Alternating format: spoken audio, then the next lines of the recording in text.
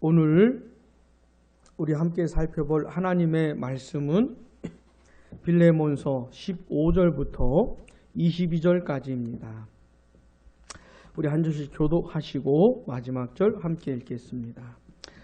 아마 그가 잠시 떠나게 된 것은 너로 하여금 그를 영원히 두게 함이리니 이후로는 종과 같이 대하지 아니하고 종 이상으로 곧 사랑받는 형제로 둘 자라.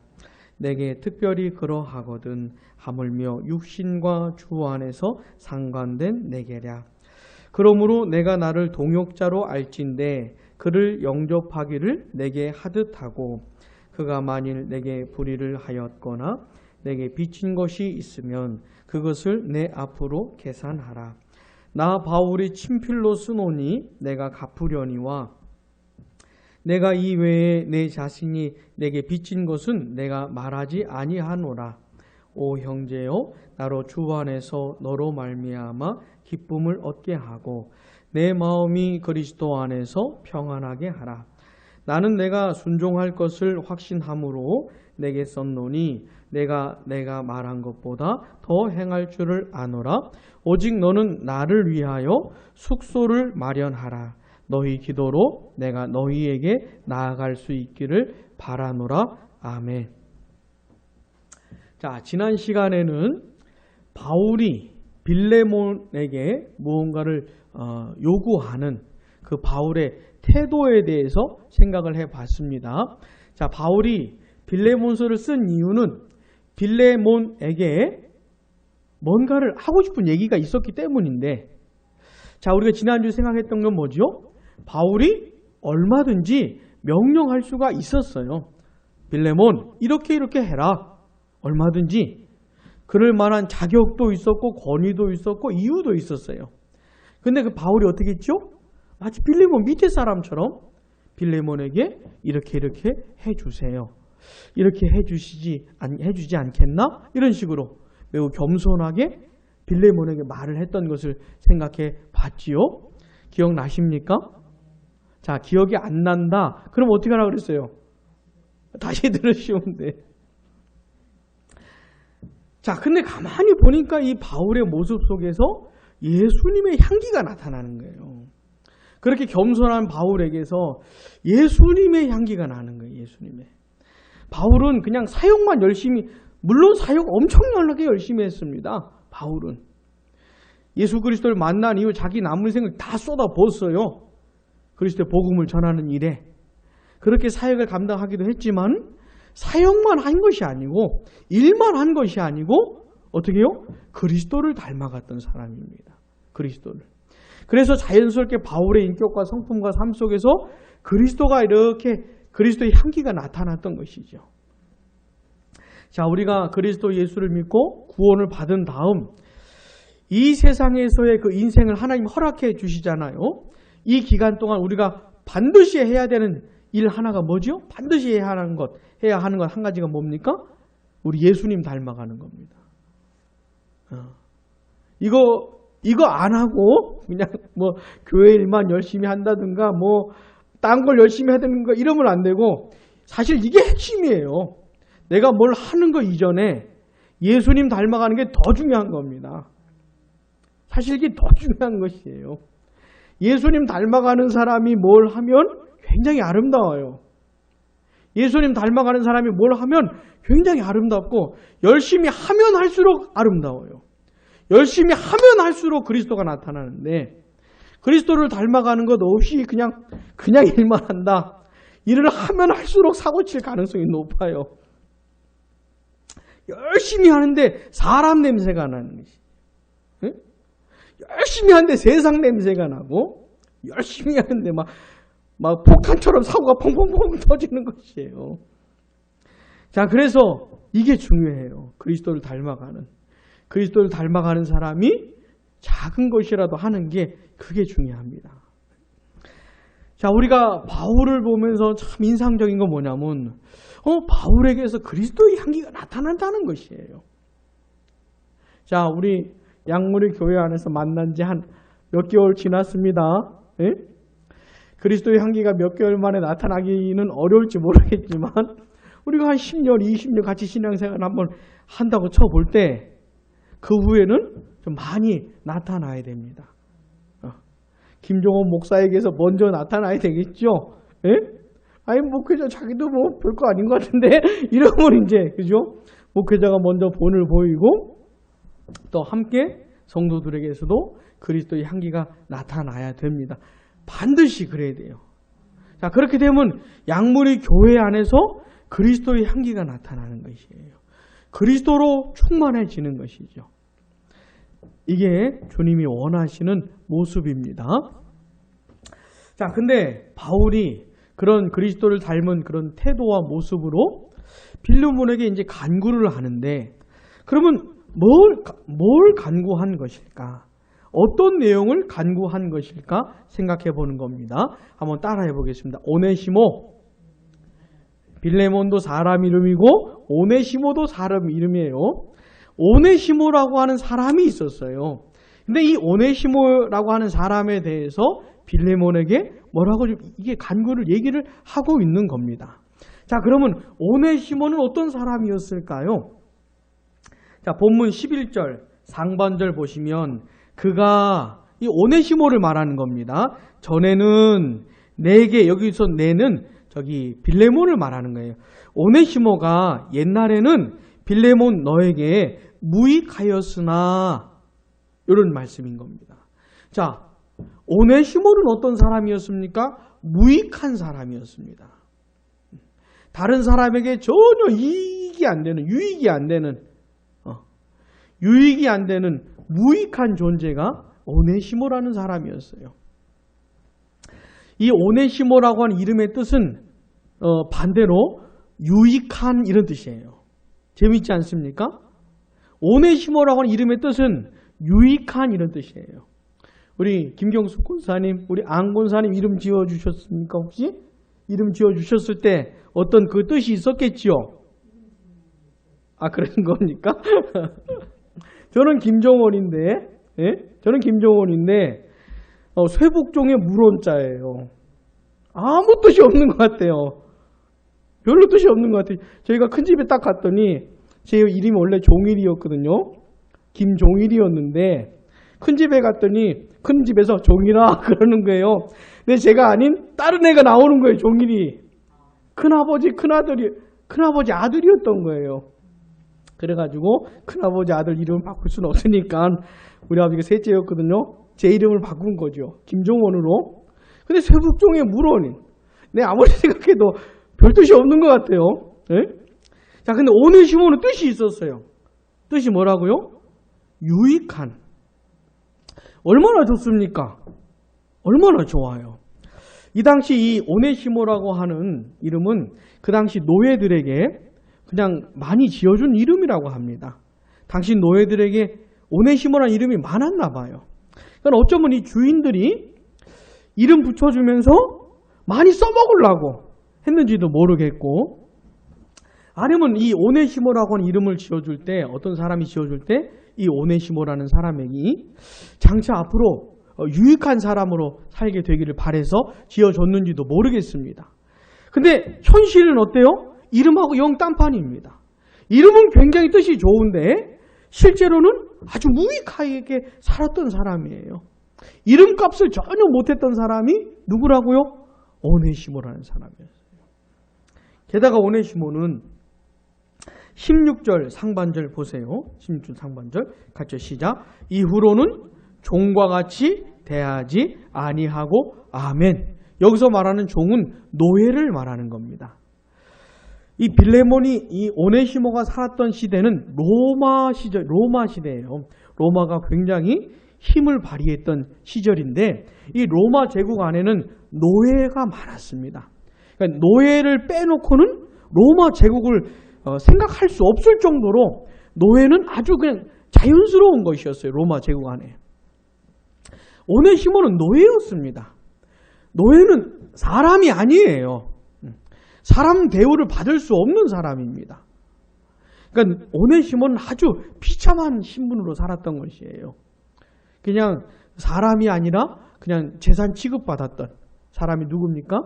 오네시모라는 사람이에요. 너무 비참하게 살았던 사람이죠.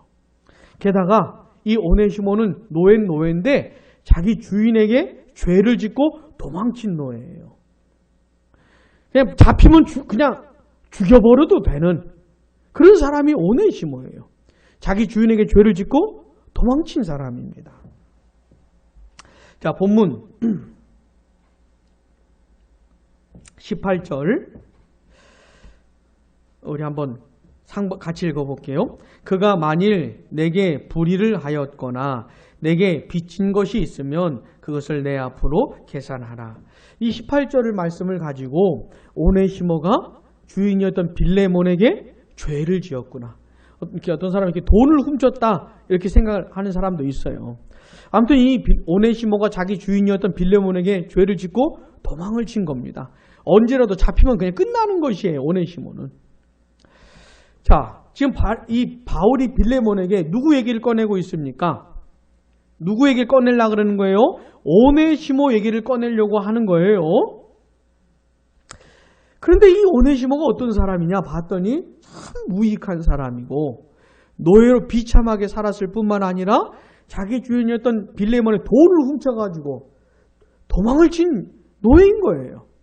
자기 주인에게 죄를 짓고 도망친, 잡히면 그냥 죽을 수밖에 없는 그냥 아주 비참하게 살았던 사람입니다. 오네시모가. 자, 그런데 이 오네시모가 아주 놀라운 변화를 경험한 것이에요. 오네시모에게 지금 굉장히 큰 변화가 일어났습니다. 근데 이 변화가 있기 전에는 너무 비참했어요. 오네시모라는 사람이. 근데 아주 놀라운 것을 경험하고 이제는 아주 괜찮은 사람으로 변한 거예요. 자, 이 오네시모가 어떻게 변했을까요? 11절 한번 다시 보세요. 본문 11절. 그가 전에는 오네시모가 옛날에는 빌레몬에게 무익하였으나 같이요 시작. 이제는 나와 내게 유익함으로 아멘. 옛날에는 무익했다는 것이에요. 그러나 지금은 유익하다는 겁니다.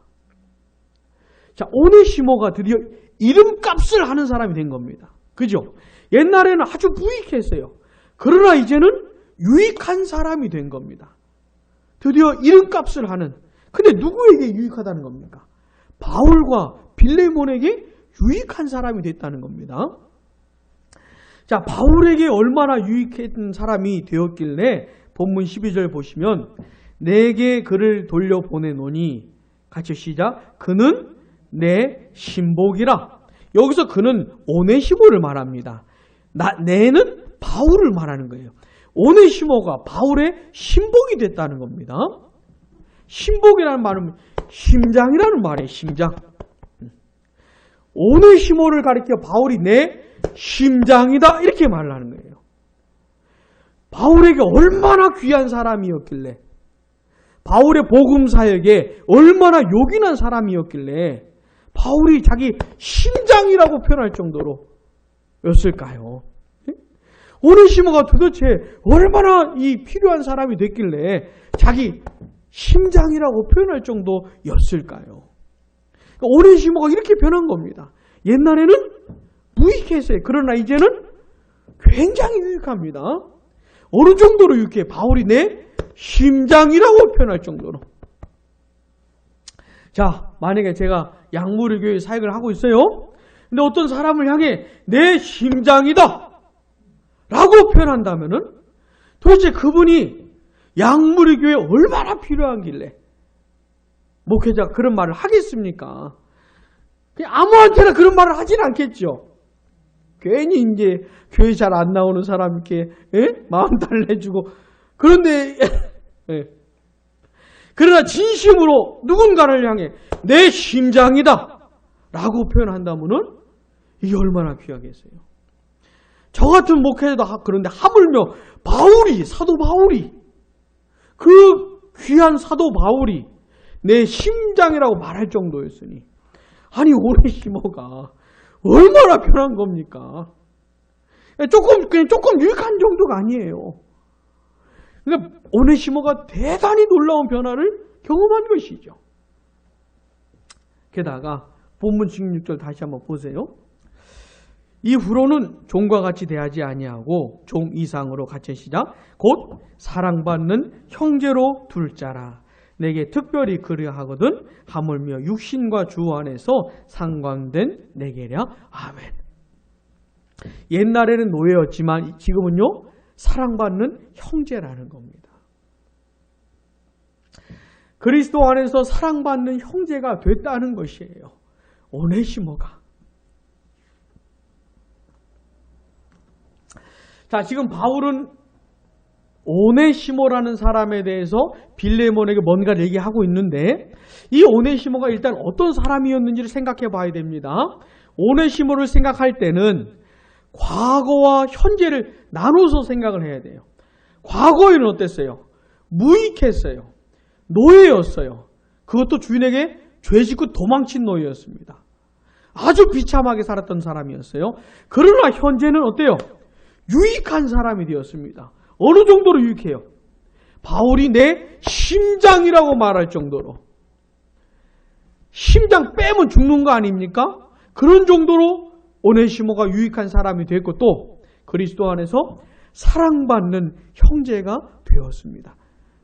더 이상 비참한 노예 신분이 아니고 그리스도 안에서는 사랑받는 형제가 됐다는 것이에요.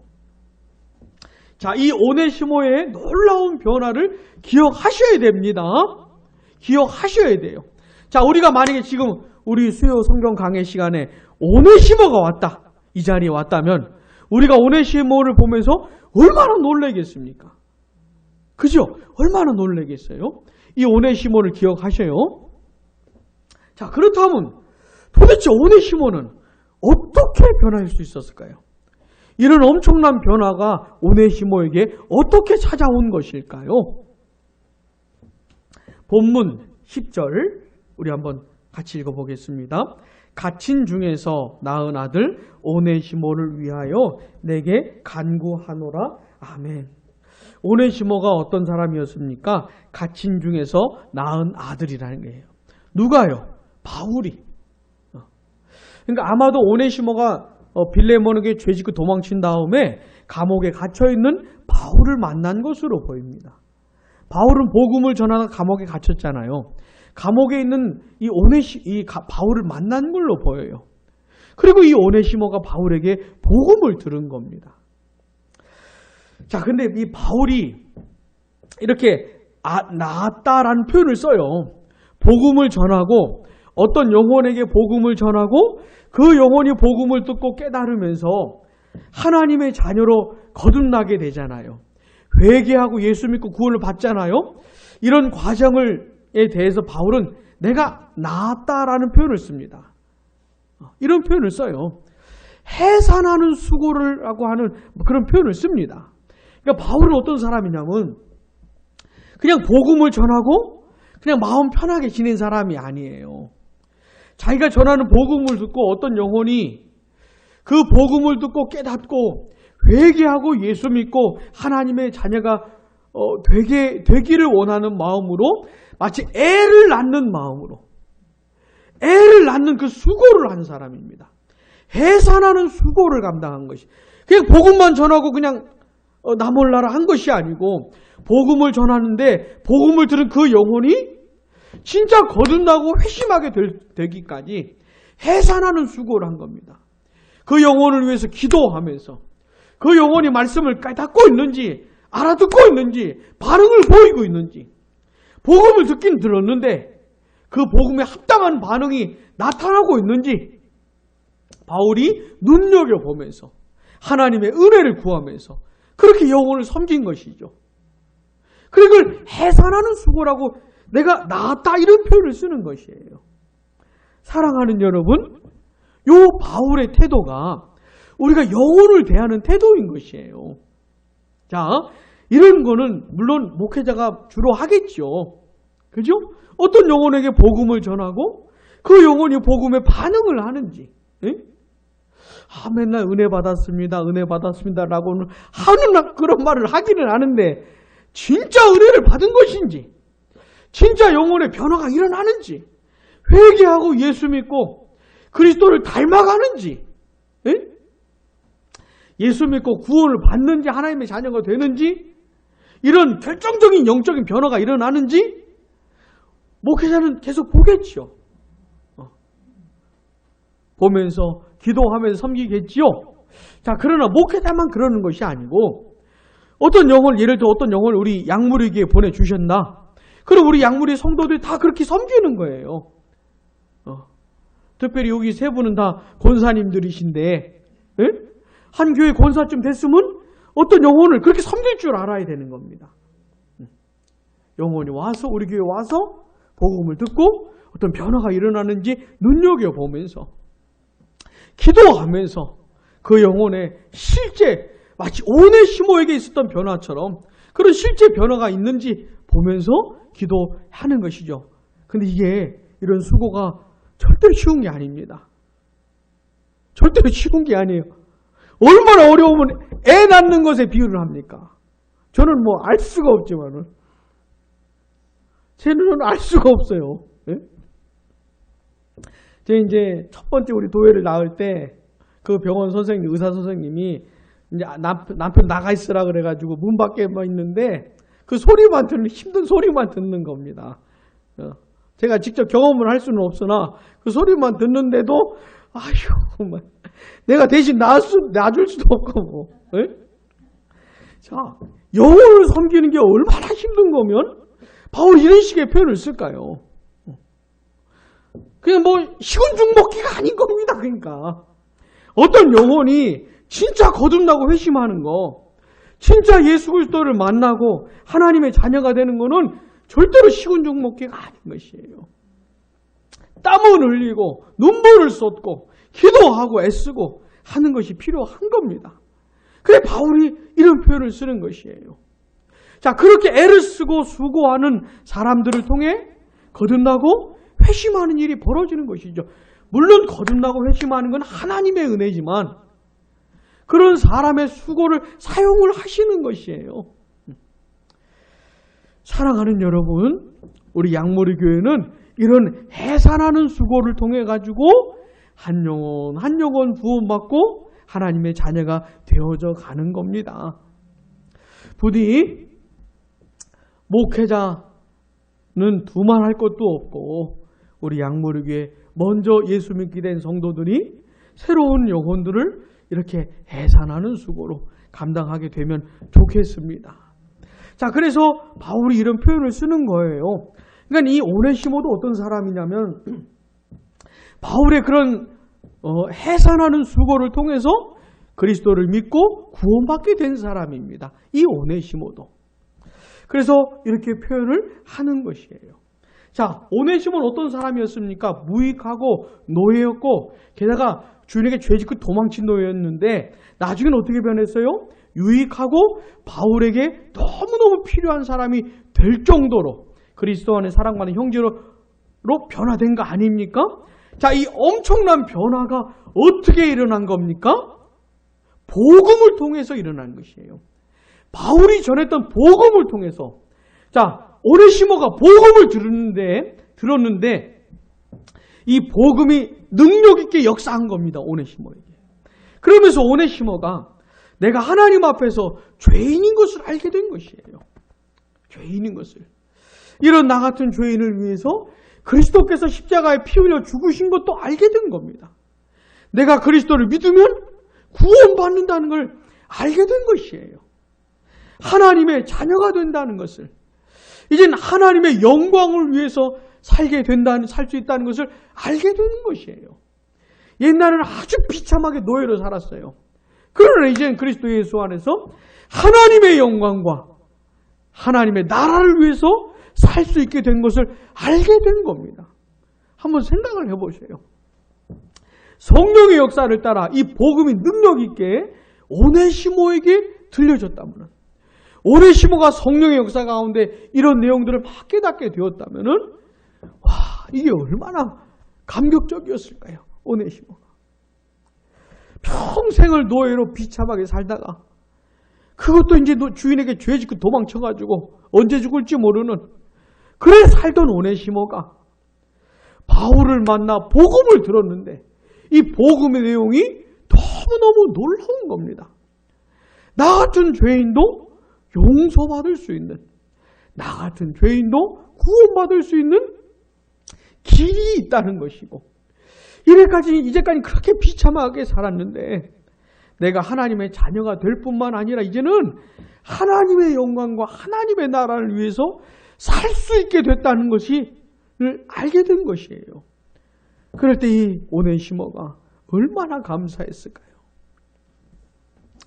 사랑하는 여러분, 복음이 오네시모를 바꾼 겁니다.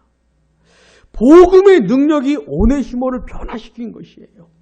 너무너무 무익했던 사람을 유익한 사람으로, 하나님의 영광과 하나님의 나라와 복음 사역에 요긴한 사람으로 바꿔놓은 겁니다. 뭐가요? 복음이요, 복음. 자, 이렇게 오네시모가 변화됐기 때문에 바울이 빌레몬에게 꺼내는 얘기가 뭐냐면, 내가 이 오네시모를 너한테 보낸다. 너한테 보낼 테니까 너도 오네시모를 용서하고 그리스도 안에서 한 형제로 받으라는 거예요. 이게 엄청난 얘기입니다. 지금 바울이 꺼내는 얘기가 지금 어마어마한 얘기예요. 왜냐하면 그 당시는 노예제도가 그냥 일반 문화였어요. 다 그냥 그렇게 알고 사는 사람 시절이었던 겁니다. 그냥 자기 노예인데 빌레몬에게 이 오네시모는, 근데 그리스도 예수 안에서 하나님의 자녀가 되었기 때문에 사랑받는 형제로 받으라는 겁니다. 그리고는 이 오네시모가 계속해서 복음 사역에 헌신할 수 있도록 네가 허락을 해줘라. 지금 이런 얘기 꺼내고 있는 것이에요. 자, 본문 13절 한번 읽어보세요. 시작.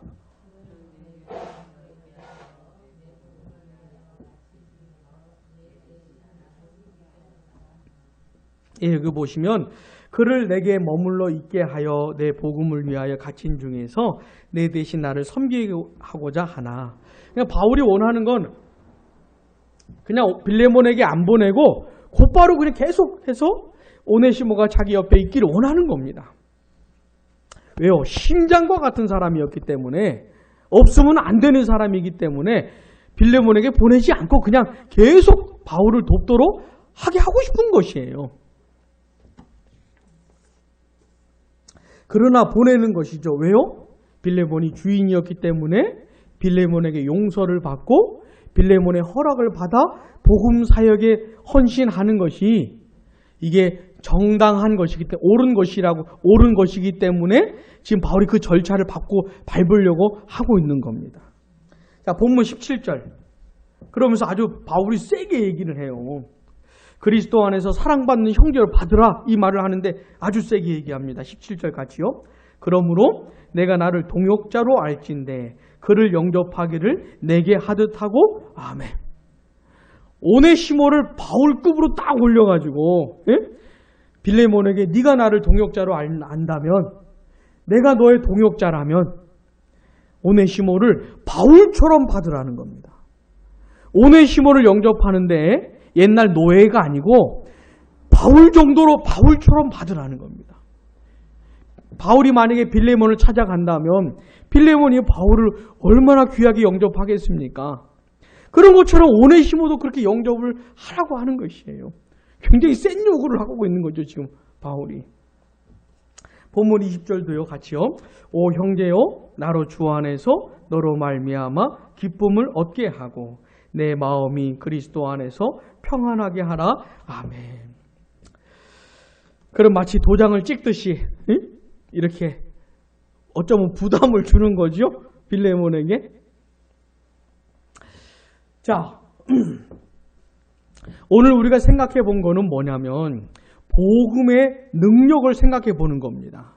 오네시모의 변화와 또 이 빌레몬이 오네시모를 어떻게 영접을 해야 되는지 문제를 통해 가지고 복음의 능력을 생각해 본 겁니다.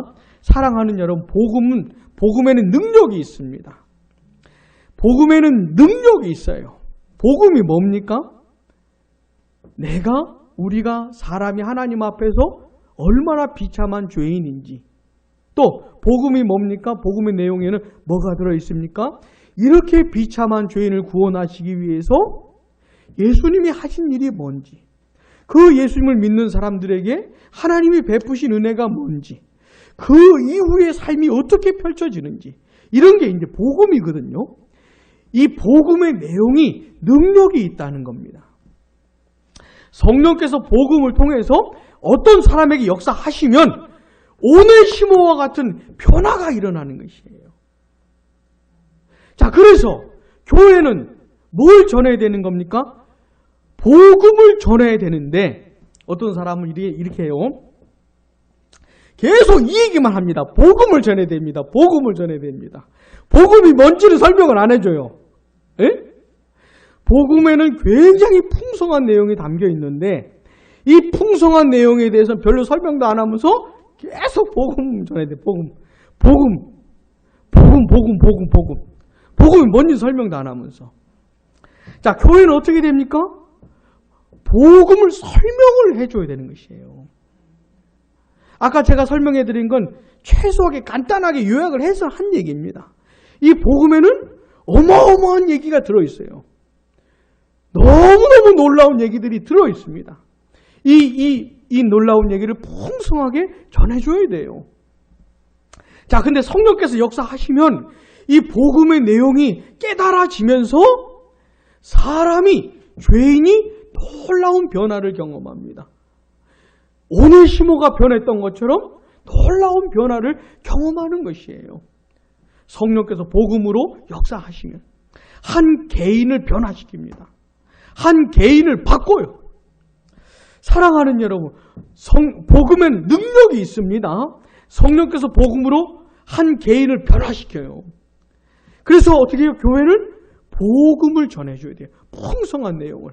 성령의 역사를 기대하면서. 사실 교회의 능력은 여기에서 나타나는 겁니다. 복음을 들은 죄인이 변화되는 역사. 여기서부터 교회의 능력이 나타나는 것이에요. 우리 사랑하는 양모리 교회 안에서 이 역사가 반드시 있어야 됩니다. 반드시 있어야 돼요. 우리 교회 안에, 양모리 교회 안에 출석은 하고 있지만 아직 이 복음의 내용을 아직 잘 모르고 이 복음을 듣고 성령의 역사를 따라 거듭나고 회심하지 못한 이 어마어마한 영광스러운 얘기를 잘 모르는 이런 분들에게 계시다면 어떻게 됩니까? 성령의 역사를 통해서 거듭나고 회심해야 되는 것이에요. 자, 거듭나고 회심하지 않은 채 이런 교회를 수십 년 다닐 수도 있습니다. 이거 꼭 기억하셔야 돼요. 수십 년 다닐 수도 있어요. 복음이 충격적으로 와닿은 적이 없는, 복음의 능력으로 결정적인 변화를 겪지 못했던 이런 사람이 있을 수 있습니다. 또 이제까지 수십 년 교회를 다니면서 복음을 듣긴 들었는데 들은 내용이 너무 좀 그래요. 너무 이게 진짜 복음인지 아닌지 헷갈릴 정도의 진짜 너무 조금 내용, 너무 약한 내용, 너무 좀 빈약한 내용을 들으면서 교회를 다닐 수도 있습니다. 어떻게 돼요? 풍성한 내용을 들려줘야 돼요. 풍성한 내용을 들으면서 그런 영혼들도 너무나 빈약한 내용을 들어서 사실 빈약한 내용을 들었으니 영적인 변화를 이렇게 경험할 이게 좀 어렵지 않겠습니까? 그래서 풍성한 내용을 들려주면서 이 복음의 능력을 가져다주는 변화를 경험해야 되는 것이에요. 그래서 이 각 개인마다 그리고 있잖아요. 이 복음의 능력은 얼마나 놀라운 것인지 이미 복음의 풍성한 내용을 경험했다 할지라도 또 복음은 새로운 변화를 줘요. 새로운 충격을 주고 똑같은 내용인데 성령께서 역사하시면 막 새로운 내용을 듣는 것처럼 이런 변화를 줍니다. 그래서 교회는 있잖아요. 복음을 계속 전해야 되는 것이에요. 풍성한 내용을 계속 언제까지? 예수님 다시 오실 때까지. 왜냐하면 성령의 역사를 따라 이 똑같은 내용이 놀라운 변화를 가져다 주기 때문에 그런 겁니다. 사랑하는 여러분, 우리 양무리 교회 안에서 이런 복음의 역사가 있기를 간절히 바랍니다. 제 소원입니다만 너무너무 간절한 소원이에요. 반드시 보고 싶어요. 반드시 보고 싶어요. 자, 그러나 복음은 한 개인 바꾸는 데서 멈추지 않습니다. 복음의 능력은 각 개인을 바꿀 뿐만, 변화시킬 뿐만 아니라 이 세상을 바꿉니다. 믿으십니까, 여러분? 이 세상을 바꿔놔요, 복음은. 이런 건 아닙니다. 티켓 딱 들고, 현수막 들고, 우리 이렇게 해야 됩니다. 막, 이래가지고 바뀌는 게 아니고, 어떤 식으로 바꾸냐면, 이 빌레몬서에 그런 얘기를 하는 거예요. 복음의 능력으로 변화된 사람이 그리스도 안에서 새로운 삶을 살아감으로써, 예수 믿는 사람답게 살아감으로써 그 사람이 살아가는 삶의 현장을 바꿔놓는 것이에요. 예를 들어서, 자, 빌레몬 어떤 사람입니까? 옛날 노예였던 오네시모를 그리스도 안에서 사랑받는 형제로 받아들여야 돼요. 바울을 영접하듯이 오네시모를 영접해야 돼요. 오네시모 어떤 사람입니까? 자기한테 죄 짓고 도망친 노예거든요. 잡히면 바로 죽여도 되는 노예거든요. 근데 그리스도 예수 안에서 전혀 다른 일이 벌어지는 겁니다. 이 세상 사람들은 전혀 상상도 할 수 없는 일이 그리스도 안에서 펼쳐지는 거예요. 어떻게 해요? 오네시모 용서해야 됩니다. 반드시 용서를 해야 돼요. 왜요? 빌레몬도 용서받은 죄인 아닙니까? 자기도 하나님한테 용서받은 죄인이기 때문에 오네시모도 용서를 해야 돼요.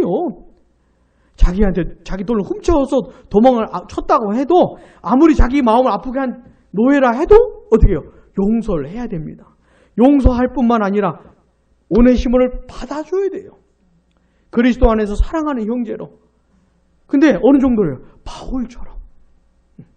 오네시모를 바울처럼 받아들여야 됩니다. 자, 이런 바울이 이렇게 요구하는 삶이 이 세상 사람들은 전혀 이해가 안 되는, 상상도 할 수 없는 삶이에요. 그러니 만약에 빌레몬이 바울의 요구처럼 진짜 그랬다면, 그 죄짓고 도망친 노예 오네시모를 바울처럼 받아들였다면, 사람들이 그 빌레몬을 보면서 얼마나 충격을 받겠습니까? 이거 완전 문화 충격이에요. 문화 충격. 예? 얼마나 충격을 받았겠어요. 자기 같았으면 바로 죽였을 텐데, 빌레몬이 오네시모를 용서하더니 사랑받는 형제로 받아들이더니 바울처럼 영접을 하는 모습을 보면서 세상 사람들이 얼마나 충격을 받겠습니까? 자, 그런 방식으로 세상을 바꾸는 것이에요. 다시 어떻게 해요? 복음의 능력은 한 사람뿐만 아니라 세상을 바꿉니다. 근데 어떻게 바꿔요? 복음의 능력을 경험한 사람이 그리스도 안에서 전혀 다른 삶을 살아감으로써 세상 사람들에게 문화 충격을 주는 것이죠. 막 충격을 주는 것이에요. 그런 방식으로 세상에 도전을 하고 세상에 충격을 주고 세상을 바꾸는 것이죠. 자, 우리가 함께 묵상하고 있는 빌레몬서에는 저는 이런 얘기를 하고 있는 겁니다. 사랑하는 여러분, 부디 복음의 능력을 경험하게 되기를 간절히 바랍니다. 저부터 시작해서 세월이 가면 갈수록 복음의 능력을 더 풍성하게, 더 영광스럽게 경험하게 되기를 바랍니다. 그렇게 경험한 우리들이 우리의 삶 속에서 어떻게 해요? 예수님이 요구하시는 대로 반드시 살아내야 됩니다. 세상 사람들이 비웃든 조롱하든 이해하든 말든 이해를 할 수가 없겠죠. 어떻게 이해를 하겠어요? 그러든 말든 나는 하나님의 자녀답게 예수님이 나에게 요구하시는 삶을 반드시 살아내야 됩니다. 그게 아니면 세상은 절대로 충격받지 않습니다. 네? 다시, 그게 아니면 예수님이 교회에게 요구하시는 삶이 있잖아요. 예수님이 요구하시는 대로 교회가 살지를 않으면 절대로 세상은 충격받지 않습니다. 가소로울 뿐이에요. 교회가 가소롭게 여겨질 뿐이지 절대로 세상의 교회를 두려워하지 않습니다. 충격받는 일 없습니다. 그러나 복음의 능력을 경험한 성도가, 교회가 주님이 요구하신 대로 반드시 살아내면 어떻게 돼요? 세상이 충격을 받는 겁니다. 조롱할지언정 무시는 못합니다. 욕을 할지언정 교회를 교회로 생각을 하게 되는 것이에요. 반드시 우리 양머리 교회 안에서 복음의 능력이 개인적으로 또한 우리의 삶으로 나타나게 되기를 간절히 바랍니다. 기도하겠습니다.